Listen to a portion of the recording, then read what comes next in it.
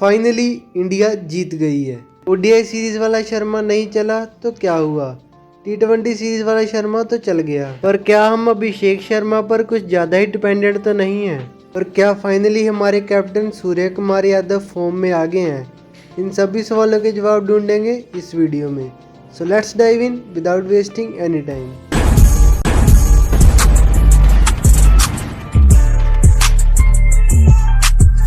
तो हम शुरू से ही शुरुआत कर लेते हैं। न्यूजीलैंड टॉस जीतकर बॉलिंग करने का फैसला लेता है। मिचेल सैंटनर ड्यू को इसका मेन रीज़न बताते हैं। सूर्या कहते हैं कि उनको भी अगर मौका मिलता तो वो भी पहले बॉलिंग ही करते, क्योंकि 8:30 के बाद बहुत ज़्यादा ड्यू आई थी कल। इंडिया की प्लेइंग 11 तो मेरी प्रिडिक्शन के हिसाब से बिल्कुल सही थी। माइकल ब्रेसवेल काफ इंजरी की वजह से नहीं खेल पाते और क्रिश्चियन क्लार्क का डेब्यू होता है। मैट हेनरी और जिमी नीशम को भी नहीं खिलाते, उनकी जगह मार्क चैपमैन और काइल जेमिसन को मौका मिलता है। जैकब डफी और काइल जेमिसन न्यूजीलैंड की तरफ से बॉलिंग की शुरुआत करते हैं। अब इंडिया की तरफ से हर एक बैट्समैन की परफॉर्मेंस भी डिस्कस कर लेते हैं। संजू सैमसन दूसरे ओवर में काइल जेमिसन को पहले एक पुल का और बाद में एक फ्लिक का चौका मारते हैं और इसी ही ओवर में वो चिप या ऑन ड्राइव खेलने के चक्कर में शॉर्ट मिड विकेट पर कैच हो जाते हैं।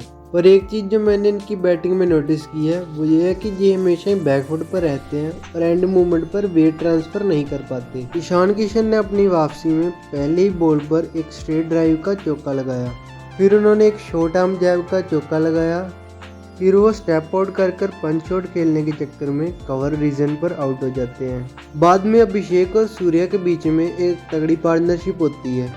अभिषेक ने ग्राउंड के ऑलमोस्ट हर तरफ चौके और छक्कों की बारिश कर दी। उन्होंने 8 छक्कों और 5 चौकों की मदद से 85 रन्स मारे 35 बॉल्स में। उन्होंने मोस्टली स्ट्रेट बैट से खेलना ही प्रेफर किया और उनकी प्रेजेंस ऑफ माइंड ने मुझे बहुत ज़्यादा इम्प्रेस किया, क्योंकि 6th ओवर में क्रिश्चियन क्लार्क डीप कवर के फील्डर को अंदर बुलाते हैं, लेकिन अगली ही बॉल पर अभिषेक थोड़ा रूम बनाते हैं और एक स्लैश या फिर कट का एक छक्का मारते हैं। 7वें ओवर में ग्लेन फिलिप्स की बॉलिंग पर 3 चौके आते हैं और इसमें 2 चौके तो प्योर सिनेमा थे, एकदम कॉमेडी ऑफ एरर्स। दोनों बारी अभिषेक शर्मा पंच शॉट खेलते हैं डीप कवर रीजन में, लेकिन डेब्यू कर रहे क्रिश्चियन क्लार्क 2 बार मिस फील्ड करते हैं। दोनों बारी बॉल एक टप्पा खाकर उनके आगे से घूम जाती थी और वो रॉन्ग फुटेड हो जाते थे। मुझे तो चमत्कार मूवी की याद आ गई। अगर आपने ये मूवी देखी है तो कमेंट कर बताना, क्योंकि क्रिश्चियन क्लार्क के चेहरे से तो हवाइयाँ उड़ी हुई थी। उनको समझ नहीं आ रहा था कि हो क्या रहा है, बेचारा बावला हो गया था एकदम। ईशू सोडी के 12वें ओवर में भी बहुत कुछ होता है। पहली बॉल पर अभिषेक उनके सर के ऊपर से चौका मारते हैं। अगली बॉल पर अभिषेक स्टेप आउट कर लॉन्ग ऑफ के ऊपर से खेलने जाते हैं। बॉल एकदम बाउंड्री लाइन के पास होती है और डैरिल मिचेल ना तो कैच पकड़ पाते हैं और ना ही छक्का बचा पाते हैं। फिर अगली बॉल अभिषेक को स्लॉट में मिलती है और वो एक स्लोक का छक्का मारते हैं मिड विकेट के ऊपर से। इसी ओवर की लास्ट बॉल पर वो फिर से एक स्लोक का छक्का मारने की कोशिश करते हैं, लेकिन बॉल बैट के लोअर एंड पर लगती है और वो लॉन्ग ऑन पर आउट हो जाते हैं। सूर्या फाइनली कुछ टच में दिखते हैं और वो एक अच्छी पारी खेलते हैं। और ये बात तब भी समझ आ गई थी जब उन्होंने अपने ट्रेडमार्क फ्लिक का छक्का मारा था क्रिश्चियन क्लार्क को। वो 11वें ओवर में मिचेल सैंटनर को एक शॉट खेलने जाते हैं लॉन्ग ऑन के ऊपर से, लेकिन वो कनेक्ट नहीं कर पाते और कैच आउट हो जाते हैं लॉन्ग ऑन पर। उस्ताद हार्दिक पहली बॉल पर पता नहीं किस चीज़ का गुस्सा निकालते हैं और मिचेल सैंटनर को एक स्ट्रेट का चौका मारते हैं और यहाँ पर बॉलर और अंपायर बाल बाल बचते हैं।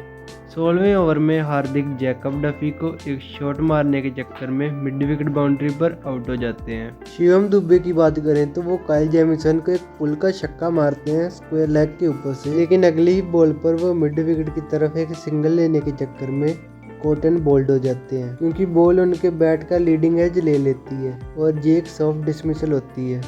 आज लगता है शिवम दुबे भाई जायसवाल के हेयर स्टाइलिस्ट से बाल सेट करवा कर आए हैं। अक्षर पटेल बैटिंग में कुछ खास नहीं कर पाते, वो लॉन्ग ऑफ पर आउट हो जाते हैं क्योंकि उनके शॉट में कोई पावर नहीं होती। रिंकू द ऑर्गेनिक फिनिशर इस बार डैरिल मिचेल को रेंज में लेते हैं। मुझे लगता है कि इनको विराट कोहली ने कहा होगा कि तू मेरे बैट तो ले जाता है, लेकिन मेरा एक काम तो कर जा। ये डैरिल मिचेल टुल्ला मेरी रैंकिंग खा गया, इसका कुछ कर तू। ये ओवर न्यूजीलैंड को भारी पड़ता है क्योंकि पूरे 21 रन का ओवर आता है। इंडिया 238 रन्स बनाता है 7 विकेट के लॉस पर। जैकब डफी न्यूजीलैंड की तरफ से स्टैंड आउट बॉलर रहते हैं। वो एक हाई रन स्कोरिंग मैच में सिर्फ 27 रन ही देते हैं और 2 विकेट्स भी लेते हैं। न्यूजीलैंड की शुरुआत अच्छी नहीं रहती क्योंकि डेवन कॉनवे एक कवर ड्राइव खेलने के चक्कर में दूसरी बॉल पर अर्शदीप के हाथों आउट हो जाते हैं और संजू सैमसन एक बढ़िया डाइविंग कैच पकड़ते हैं, वो भी वन हैंडेड। रचिन रविंद्रा भी हार्दिक की बॉल पर फर्स्ट स्लिप पर आउट हो जाते हैं। टिम रॉबिन्सन और ग्लेन फिलिप्स फिर एक अच्छी पार्टनरशिप करते हैं। टिम रॉबिन्सन हार्दिक को चौथे ओवर में पहले एक स्लोग मारने जाते हैं और वो चौका जाता है थर्ड मैन के ऊपर से। फिर ये एक पुल शॉट का छक्का मारता है और बाद में एक कवर ड्राइव का चौका। लेकिन ऐसा लगता है कि वरुण चक्रवर्ती को देख के ही सारे विदेशी बैटर पहले ही आउट हो जाते हैं और ये भाई साहब भी कुछ ऐसा ही कारनामा करते हैं। शॉर्ट मिड विकेट पर एक आसान सा कैच पकड़ाकर आउट हो जाते हैं। Newest edition into the alien family Glenn Phillips की बात करें तो ये बंदा शुरू से लेकर एंड तक लगा ही रहा। बहुत ही तगड़े तगड़े छक्के मारे इसने। वरुण चक्रवर्ती को तो इसने एक छक्का 107 मीटर का लगाया और ये खड़े खड़े जो फास्ट बॉलर्स को स्ट्रेट ड्राइव के छक्के मारता है ना, वो तो मुझे बहुत ही अच्छे लगते हैं। और मिड विकेट के ऊपर से जो स्लो के छक्के मारता है वो तो ऐसे लगता है जैसे कॉपी पेस्ट ही करता हो। 13वें ओवर में ये पहले अक्षर को एक पंच का चौका मारता है कवर के ऊपर से, बाद में एक लॉफ्टेड कवर ड्राइव मारता है छक्के के लिए, लेकिन एंड में ये कैच आउट हो जाता है लॉन्ग ऑन पर और ये 78 रन मारता है 40 बॉल्स में। और उसमें ये 6 छक्के और 4 चौके मारता है, मतलब सीधी सीधी कैलकुलेशन। मार्क चैपमैन भी इसका अच्छा साथ देता है और वो भी 39 रन मारता है 24 बॉल्स में। और डैरिल मिचेल नंबर 6 पर आता है, जो मुझे लगता है कि उसके लिए बहुत ही नीचे है। वो 28 रन मारता है 18 बॉल्स में, लेकिन उसका इस गेम में कुछ भी ज़्यादा इम्पैक्ट नहीं रहता है।